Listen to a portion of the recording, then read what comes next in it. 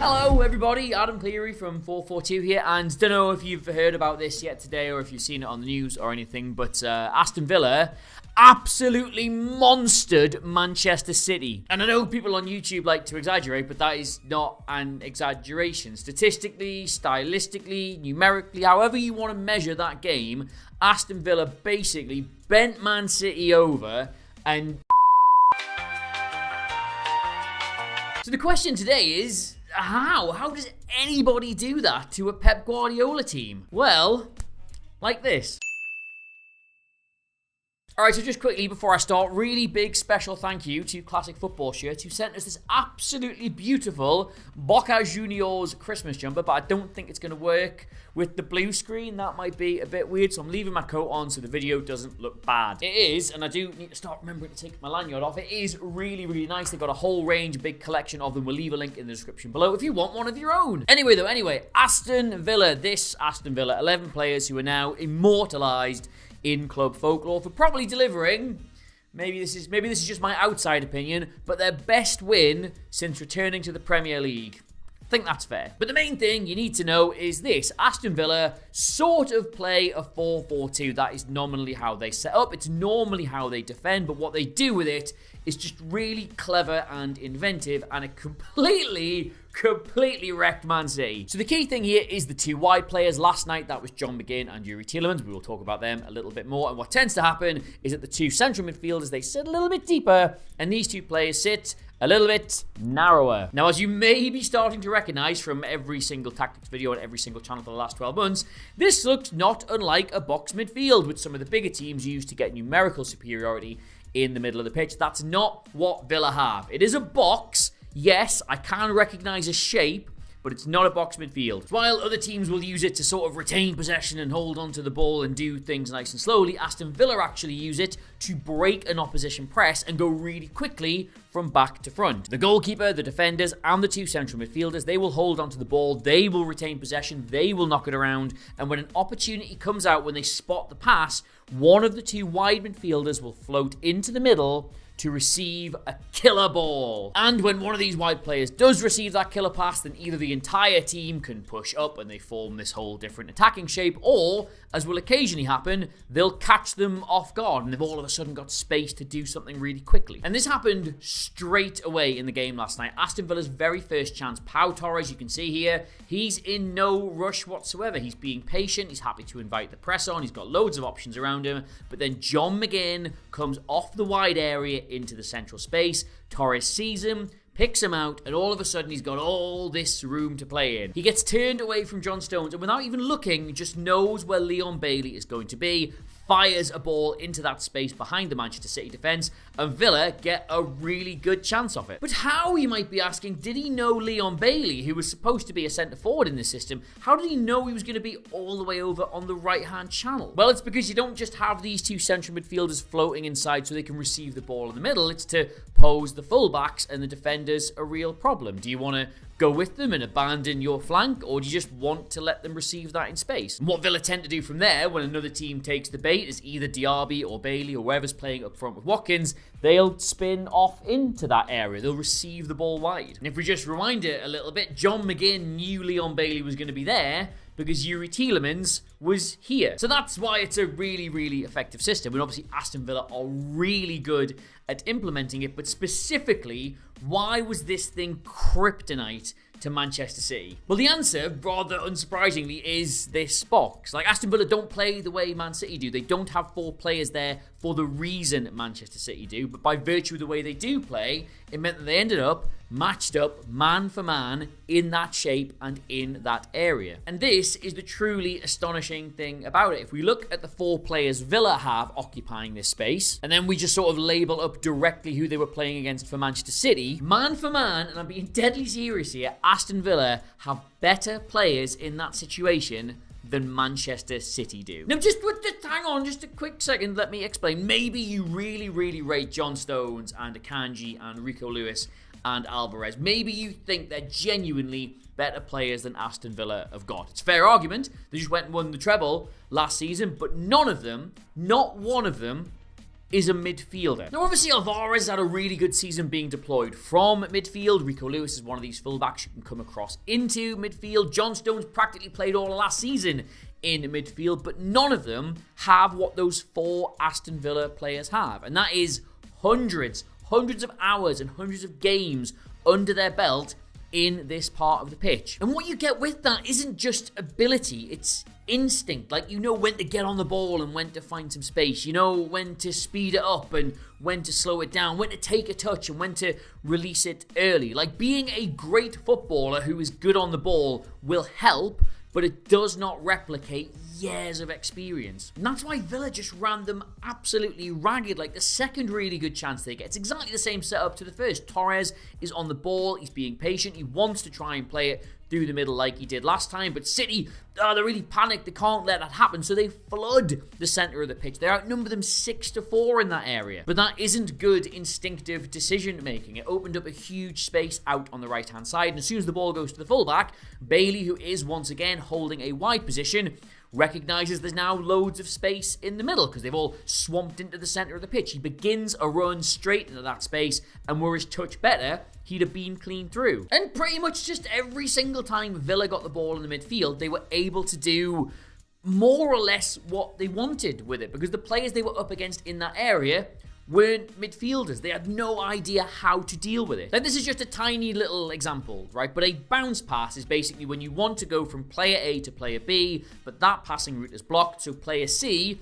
recognises that the ball isn't for them, but can effectively form a little triangle around the problem, drops really deep, hits the ball first time, and you finally make that pass via him. You tend not to see it in this part of the pitch, because even if you are man for man in that situation, it's far more congested, there's more players around. If somebody does get pulled away chasing somebody down, someone is normally there to cover straight away. But again, all those words I just said tend to only really apply when the people doing this are experienced midfielders. Coming up to the end of the first half, Aston Villa want to play the ball from player A, who I think is Konsa, to player B, who is Youri Tielemans. Player C here, which is Camera, realises this ball is not for him. He's being tightly marked, but he has a quick look and he sees that the pass to Tielemans is blocked. So, as any experienced bounce passer would do, he attempts to drop short to give them a little indirect way of getting from A to B. Now, under normal circumstances, this shouldn't work because Alvarez here is easily capable of cutting out any B to C pass that happens. In fact, so obvious is it what's coming here that Manuel Akanji even shouts at him, points at Youri Tielemans, and tells him that's where the ball is going. Akanji, you see, is an experienced bounce passer himself. He's seen this before. But Alvarez, being a centre-forward boy in a midfield man's body, is thinking only about turning that ball over and getting a dangerous chance, so just ignores the instructions and goes straight for Camera. Lo and behold, the bounce pass takes him straight out of the equation, forcing the City fullback here to push up onto Tielemans to stop him running down the line. Again though, not a problem here because City are 4 for 4. There's not really any way out. He's going to have to go all the way back to his goalkeeper. Or rather, he would have to do that, yes, with this an experienced central midfielder here and not a floppy-haired spaniel with the scent of a sausage in its nose. He chases the ball down onto Tielemans, leaving this glaring amount of space here, and in the process turning player C, who was only there to provide the bounce pass, into just a midfielder with the ball at his feet and space in front of him. And also goes without saying, because City's backline is pressed so far up while all this has been going on, Watkins is clean through, and were he not to trot on the ball, would almost certainly just get in and score. So that is legitimately a goal Aston Villa should have had, purely because Pep Guardiola put a forward in midfield and Villa did a little triangle around him. But I mean, as for the actual goal, it's pretty much just a greatest hits of all the stuff we've already looked at. One of Villa's centre-backs is just being patient on the ball, inviting the press, waiting for one of his wide players to move into the centre so he can play the ball through, which inevitably, eventually he does, and I still don't know if this is like a really clever touch or if it just kind of bounces off him, but either way, it does get there, and he gets that straight through to Bailey, who is now standing on the right-hand side, taking up the space he vacated. But I'll tell you why, of all the chances Villa had, I'm glad this is the one they scored, because it's not purely about the system. They have actually got Bailey quite well marked on this side, for once, but what he does is he skins him. He turns Guardiola with his first touch. It's just a good old-fashioned doing, and once again he charges from the right-hand space into a central area. Villa have them 3v2 as they get into the final third, and such is just the frantic disorganisation. What's Ruben Diaz doing here?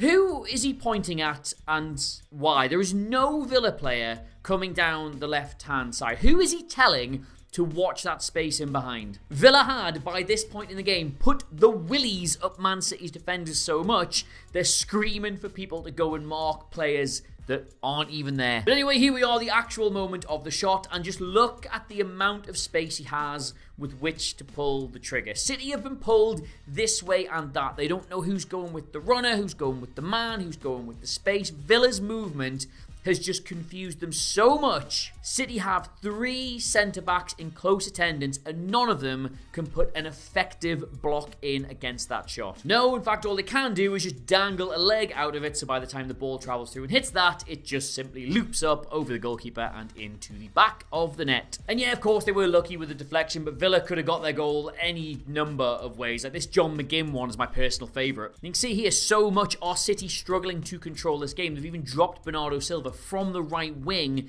into sort of a nominal number 6 role just to help them get on the ball. This is something else we talked about in the Villa tactics video. Like, they don't go this narrow when they press. They try and stay as a proper 4-4-2. And Douglas Luiz, his job is to sort of press into that middle area to stop teams playing out. They kind of go to a bit of a diamond. And that's exactly what happens here. Like, as soon as the ball goes into Silva, he is on him like on Velcro, and the pressure forces him to lose the ball. And it would have been nice if McGinn had got that goal, by the way, because I thought he was the best player on this pitch by a fucking mile. Like, every single stat I've seen in the last couple of hours, like, he had the most dribbles, he won the most duels and all this. There isn't a metric that sort of measures how good you are at sticking your big arse out to shield the ball, but if there was, he'd have topped that as well. And just while we're on the stats, some of the numbers coming out of this game are absolutely incredible, given it was only 1-0. That is the most amount of chances a Pep Guardiola team has ever faced, ever, like 22 across the course of the game or something. It's the most any team has won the ball back from them in the final third. That's just mind-blowing. City's entire XG from that game, which I think is like 0.8 or something, comes from a double chance they had in the 11th minute. After that chance, their XG for the rest of the game is 0.00. They didn't have one go a goal. And one final thing I want to illustrate here, okay? This is Aston Villa's average pass map, their average positions. That looks to me like nothing particularly exciting or spectacular. You can see here they were spread all over the pitch. They were getting in quite advanced areas. And as we've discussed, both their wide players play quite narrow and their other striker plays quite wide. Nothing there you didn't know. But I show you it to highlight what a normal pass map should probably look like, okay? So you're looking at it, retain that information. This is City's. You could legitimately throw an admittedly quite large blanket over their entire team just sat in the middle of the pitch. They could barely get out of their own half. Now, just I really want to hammer this point home, because I do these videos a lot and I like to use these pass maps quite a lot. You do quite often see teams that can't get past the halfway line, but when that happens, their defenders are on the edge of their own box. City's are only 10 yards behind them. And what that shows you, what that really neatly illustrates, is that last night, Manchester City were a team that were building out from the back, that liked to have controlled possession, that would get the ball and try and move it through the middle of the pitch, but simply couldn't. Like, that legitimately looks like a normal pass map that has gone headfirst into a brick wall and is now squashed. That is what Aston Villa did to them. And I could go on and on and on and on. Like, Watkins wasn't really in the chances, but his movement was brilliant. I think Martinez might probably be the best goalkeeper in the world. I definitely think Douglas Luiz is the best number 6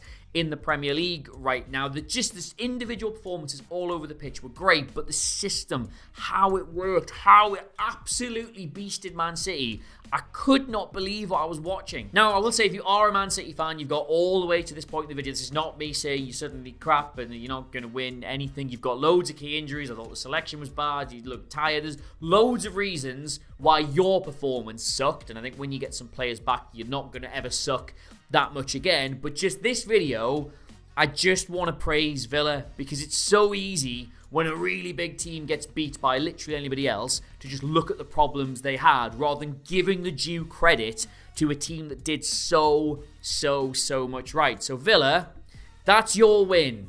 That's not Man City's loss. Anyway, that is it from me, though. If you have enjoyed this video, and people seem to, bizarrely, then please do consider subscribing to us here at 442 on YouTube. They're every single day, this stuff, and my mom says they're good. Thanks once again to the folks at Classic Football Shirts. I'll just take the cut off at this point. If the blue screen goes mad, then who really cares? You can get your own beautiful football Christmas jumper from the link in the description. Honestly, the range is absolutely mind-blowing. You can get me on whatever your favourite social network is. That's not really any of my business. At Adam Cleary, Clery, 442 socials in the corner of the video. That's incredibly uncomfortable. But until next time, I've been Adam Cleary. This has been 442. Well done, Villa. That was fun. And I'll see you soon. Bye. Bye. Bye. Bye. Bye.